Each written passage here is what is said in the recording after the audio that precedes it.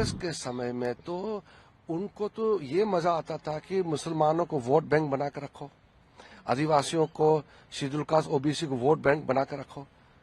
उत्थान तो नहीं हुआ ना, जो भी हो रहा आज हो रहा है, वो मजाक उड़ाते थे। ये जो वक्फ अमेंडमेंट बिल के खिलाफ में कांग्रेस और उसके कुछ साथी और जाकिर नाइक जैसे लोग जो उकसा रहे हैं, भड़का रहे हैं, गुमराह कर रहे हैं, और ये गली गली में घूम करके माइक ले करके बजा बजा करके जो झूठ बात फैला रहे हैं, ये ठीक नहीं है। हम तो गरीब मुसलमानों के लिए और आम मुसलमानों के लिए, महिला है, मुसलमान बच्चे हैं, मुसलमानों में जो कमजोर वर्ग है, उनके हित में हम तो काम करेंगे। कांग्रेस तो मुसलमानों को वोट बैंक देखता है और मुसलमानों को जैसे बाकी लोगों को गरीब बनाया, मुसलमानों को भी कांग्रेस पार्टी ने वोट बैंक बना करके गरीबी के अंदर में झोंक के रखा हुआ है।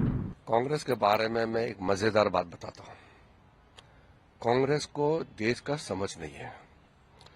मोदी जी जैसे अगर कांग्रेस भी सोचता तो विकसित भारत तो पहले बन जाते। दुनिया का गरीब राष्ट्रों में से इंडिया नहीं होते, और दुनिया का जितना गरीब है उनमें से 40% भारतीय नहीं होते। अगर कांग्रेस का सोच मोदी जी जैसे होता तो आज कुछ और होते। तो उनका टारगेट नहीं था, सोच नहीं था। मोदी जी ने टारगेट रखा कि अमृत काल के समय में ही भारत को विकसित राष्ट्र बनाना है, 2047 में विकसित राष्ट्र बनाना है, टारगेट है। फिर डिजिटल इंडिया, किस तरीके से हर एक भारतीय को जोड़ते हुए उस लक्ष्य को प्राप्त करने में हम टीम इंडिया के रूप में काम करेंगे। कांग्रेस को तो ये समझ में नहीं है। उनके रक्षा मंत्री ने कह दिया था कि कांग्रेस की सरकार का पॉलिसी ये है कि बॉर्डर एरिया में रास्ता नहीं बनाना, ब्रिज नहीं बनाना। ये तो कांग्रेस का सोच है। और जो उस समय 47 में भारत के साथ में कौन खड़े थे? भारत के बराबर में Singapore, Malaysia, Philippines, Thailand, China, Korea, हम सब बराबर थे। आज वो कहां पहुंच गए हैं? आज भारत बराबर में आने में अब कुछ समय ही लगेंगे। मोदी जी के नेतृत्व में हम उसके बराबर जाने वाले हैं, उससे भी आगे जाने का हम सोच रहे हैं। लेकिन कांग्रेस के समय में हमको सबसे गरीब राष्ट्र बना के रखा।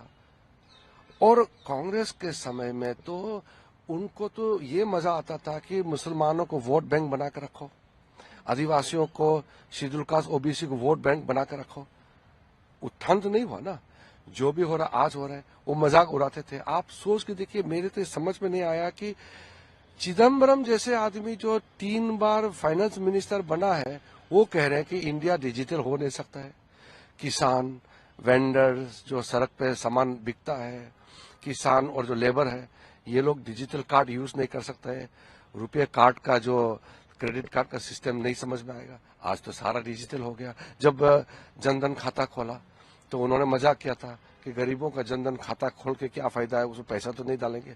आज पता चला हर एक खाता में पैसा जाता है, उसी खाता से ही आप अपना काम चलाते हैं। तो कांग्रेस का सोच ही इतना छोटा है, वो देश के लिए नहीं सोच सकते। इसलिए 100 दिनों में जो काम किया है और 10 सालों में जो काम मोदी जी ने किया है और आगे 25 साल में जो होने वाला है, वो कांग्रेस के समझ से बाहर है। पिछली बार हमने देखा, क्योंकि आ चुके आप पार्लियामेंट अफेयर्स मिनिस्टर भी हैं, तो पिछली बार हमने देखा कई महत्वपूर्ण बिल लेकर आए गए। इस बार भी बिल टेबल हुआ है वक्त अमेंडमेंट बोर्ड का।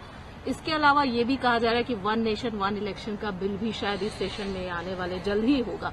1 नेशन 1 इलेक्शन को लेकर भी क्रिटिसाइज अभी से शुरू हो गया कि ये संभव नहीं है।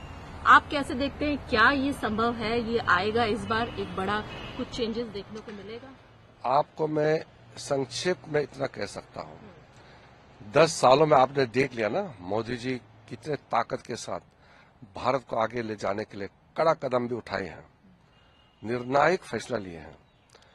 और मोदी जी के ऐतिहासिक तीसरे कार्यकाल के पहले 100 दिनों में 15 लाख करोड़ का लागत के साथ भारत को आगे लाने के लिए जो काम किए हैं, उसी पे आप समझ जाइए कि आने वाले दिनों में भारत को आगे ले जाने के लिए मोदी जी किस ताकत के साथ काम करने वाले हैं। विपक्ष अभी से डरे हुए हैं, इसलिए वो कह रहे हैं कि भारत को विकसित राष्ट्र बनाने से कोई रोक नहीं सकते हैं आप।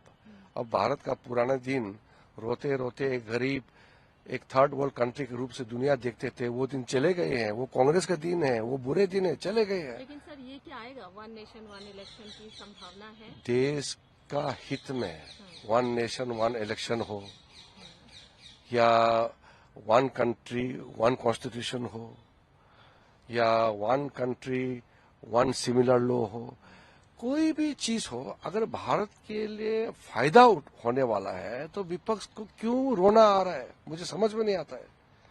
भारत के फैसले, भारत का भाग्य का फैसला भारत की जनता करेंगे और भारत की जनता ने यह फैसला करके मोदी जी को सौंपा है कि मोदी जी देश को आगे ले जाएंगे। कांग्रेस 3 बार 100 का आंकड़े पार नहीं कर पाया, लोग रिजेक्ट कर चुके हैं, फिर भी अभी घूम रहे हैं, झूठ बात बोल के घूम रहे हैं। ये जो वक्फ अमेंडमेंट बिल के खिलाफ में कांग्रेस और उसके कुछ साथी और जाकिर नाइक जैसे लोग जो उकसा रहे हैं, भड़का रहे हैं, गुमराह कर रहे हैं और ये गली गली में घूम करके माइक ले करके बजा बजा करके जो झूठ बात फैला रहे हैं, ये ठीक नहीं है। हम तो गरीब मुसलमानों के लिए और आम मुसलमानों के लिए, महिला है, मुसलमान बच्चे हैं, मुसलमानों में जो कमजोर वर्ग है, उनके हित में हम तो काम करेंगे। कांग्रेस तो मुसलमानों को वोट बैंक देखता है और मुसलमानों को जैसे बाकी लोगों को गरीब बनाया, मुसलमानों को भी कांग्रेस पार्टी ने वोट बैंक बना करके